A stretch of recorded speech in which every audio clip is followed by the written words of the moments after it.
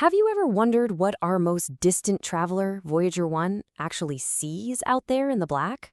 Well, today we're digging into the mystery of its legendary camera, the one that showed us our place in the cosmos and then just went dark. Forever. And this is it. This is the photo, the famous pale blue dot.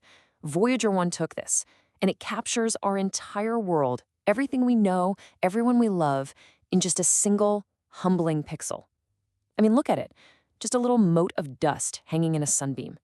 It's the kind of thing that just changes your perspective, right? But here is where it gets really interesting. A mere 34 minutes after snapping that historic shot, NASA sent the command to shut the cameras down for good. So that leaves us with two huge questions. First, why in the world would they do that? And second, if we could magically flip that switch back on today, what would Voyager actually see from 24 billion kilometers away? All right, let's get into it. So, first things first. To really get why they made that call, you got to appreciate the incredible 1970s tech that took these pictures in the first place. This was not your simple point-and-shoot camera. This thing was a serious piece of engineering for its time.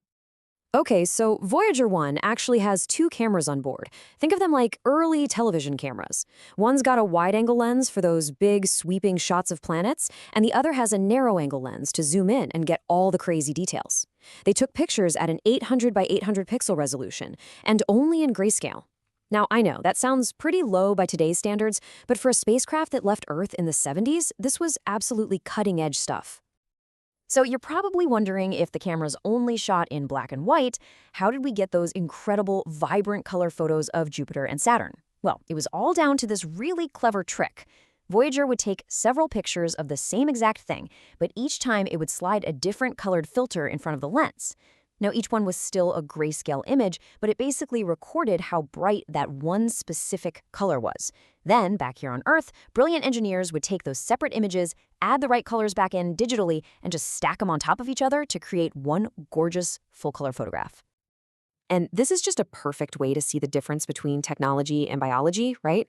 Voyager's camera had to build a color image mechanically, piece by piece, one layer at a time.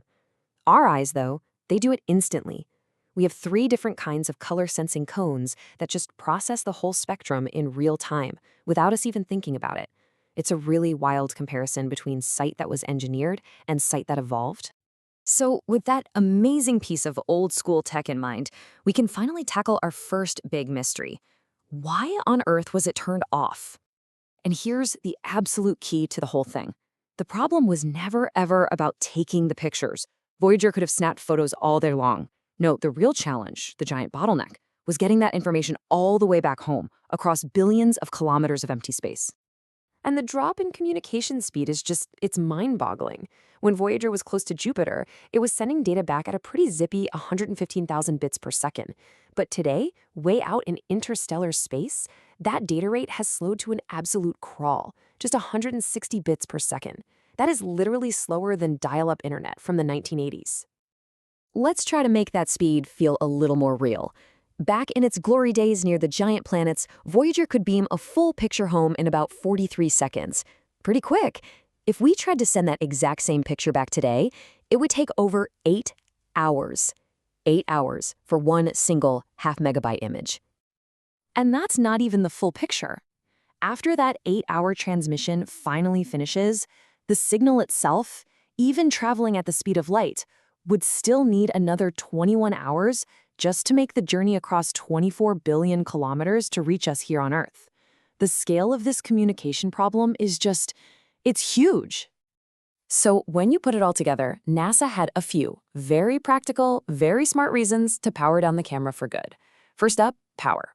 Voyager runs on a radioactive power source that gets a little weaker every year, and that camera system was a 40-watt gas guzzler. Turning it off saved precious juice for other instruments. Second, memory.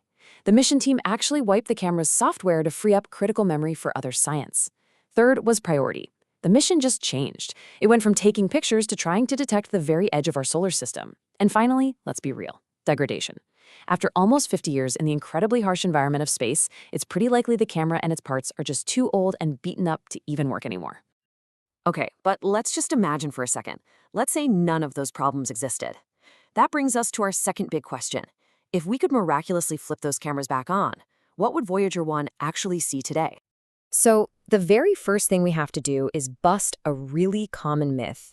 A lot of people picture Voyager just drifting through total, complete, pitch black darkness. And, well, that's just not true at all. Get this, even 24 billion kilometers from home, the light from our sun is still surprisingly bright out there. In fact, it's about 16 times brighter than a full moon on a perfectly clear night here on Earth. That's definitely enough light to read by, and it is more than enough light for Voyager's sensitive cameras to see. So you see, the problem isn't the light. The problem is that space is, well, it's space. It is just profoundly, unimaginably empty. There is simply nothing big or close enough to take an interesting picture of. Our sun, the planets, they'd all just be tiny, faint little pixels, not all that different from how we see other distant stars. And this brings us to the final, and frankly, the most mind-bending part of this whole story. It's a concept that really hammers home the unbelievable scale of what we're talking about here. Just think about this for a second. After traveling for over 45 years and covering a distance of 24 billion kilometers, a number our brains can't really even process, if Voyager were to take a picture of the stars, the constellations we know, like the Big Dipper or Orion, would look exactly the same as they do from your backyard. That's just how enormous our galaxy is. So that just makes you wonder, right?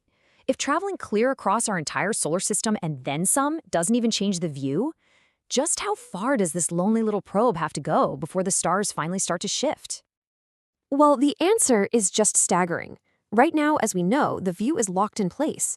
In about 40,000 years, Voyager 1 is going to drift past a nearby star called Gliese 445. And even then, the constellations will pretty much look the same.